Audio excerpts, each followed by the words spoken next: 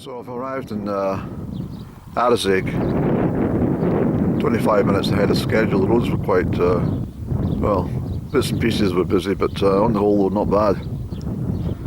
I decided to travel west today because the forecast was for guaranteed sunshine, but as you can see it's not super duper. It's pleasant but not as sunny as what the damn fools at the Met Office forecast. I don't listen to the forecast, I just do a quick check online, but they're wrong again. It's been cloudy the whole damn time. But we won't complain, it's dry. The last time I was here actually was, I'm thinking back, it was August. I never loaded it. It was when I drove over from Ardnamurchan. I've walked the whole of Ardnamurchan, but not this way. But I drove up and I sat at a bench. I got a coffee. It was 7 AM. Managed to get a coffee sorted out from the spa shop across the street there, and I sat on one of the benches just gazing out. No, I didn't. It was pissing the rain. I sat in the car, and I spent the whole time. The reason I didn't load it is because I spent the whole time talking about that bloody awful Radio Scotland programme, a sort of sporting programme on BBC Radio Scotland. I just find it's intolerable. I don't really understand how anyone can listen to it. It's damn shite. So I spent 45 minutes talking about it, but I thought, let's not load it any. Some people might like the programme and you might make your channel unpopular.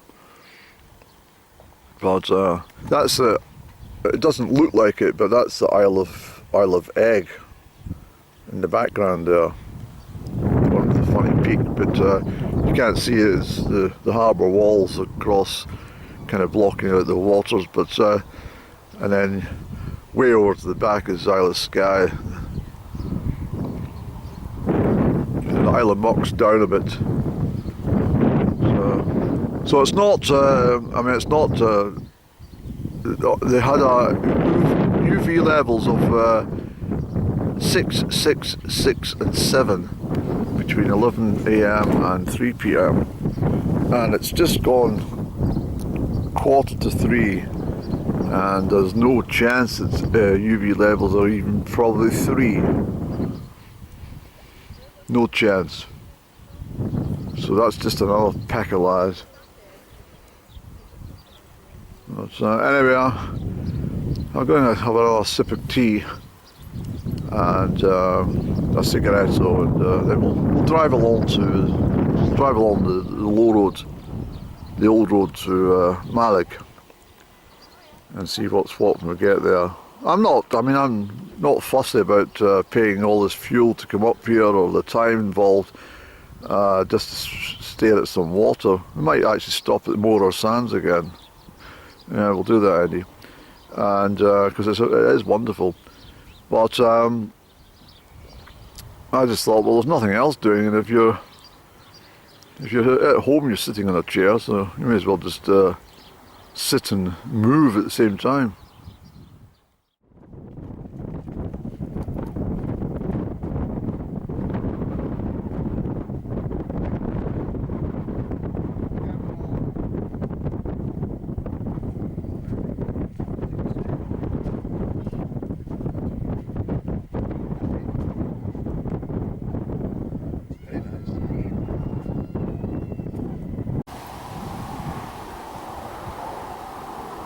It's absolutely gorgeous, isn't it? This is the old coast road, which used to be the main road between Fort William and Mallaig, and I can recall back into the 1980s, early 80s, and it was absolutely mental.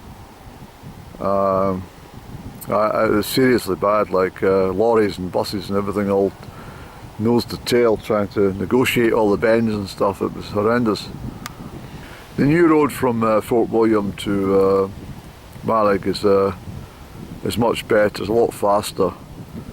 Apart from at Glenfinnan, where everybody stops to try and take photographs of the viaduct made famous in the Harry Potter movie, but it was much more famous before that, and also the standard was raised for the Jacobites in 1745 at Glenfinnan when Bonnie Prince Charlie arrived there. But anyway, you see it's a rather terrific view, and I mentioned earlier about egg, and I think I said sky, but it's egg and I think it's Jura with the mountains. No, not Jura, any rum and egg together. Although Jura's got mountains too, but anyway, that's the site.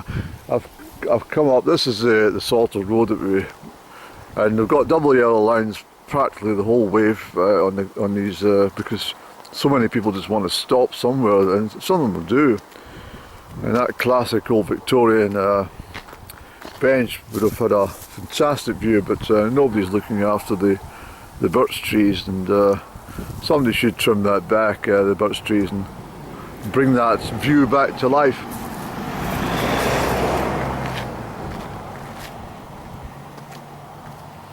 And of course the locals, I mean, they just skirt along at any old speed, but that's just the way it is, isn't it? If you know the road. It is warm now, I have to tell you. The sky is cleared beautifully. I'll give Met Office their 5 or 6 now, UV levels. So that looks like egg there, and I think that's I can't get it right. That's egg, and that's rum, and of course sky the way at the back. If there's any ferries from we're on the main road here, if there's any ferries at all sailing from Mallaig to Armadale in South Skye, I might jump on board and take the car, obviously, and then I might come back by Crieff and stuff, you see. It's a fabulous day, a bit breezy from the north, but otherwise all right. But very good, quite happy. Okay, so I'm at Mallaig Harbour, but unfortunately the last sailing at 4:10 to Skye is fully booked, and there's 6 in the waiting list before me, so there's no point in hanging around. It's doubtful if 6 cancellations will occur on a Saturday afternoon on the last sailing, you understand? So what I'm going to do is, there's no point in hanging about. I've driven up and I've parked, so I need to get moving, and then what we'll do, we'll zip back down to Fort William, speed bridge and over Roy Bridge to Dalwhinnie and take the E9 down. So I've reached Dalwhinnie on my return leg. I went up by Glencoe and at the west coast, shot over by Roy Bridge, and I can't believe, I was just telling the girl, I was in for a coffee and some shortbread biscuits. I didn't fancy anything to eat, but she's got really good stuff in there. I have eaten in there before. It's one of these places, I mean, it's absolutely bitterly cold here in Dalwhinnie, I'm not joking you. It's about 7 degrees or something. But it always reminds me of this place as a sort of like the Midwest, or even, you know, go across Nevada or something like that, without the heat and the stuff, with the, you know, these what do you call them now, things blowing in the wind and stuff, you know. It's quite desolate, although this place used to be the, you know, the heart and soul of all of this before the bypass came about, because this is the old A9 through here and the rail tracks over there.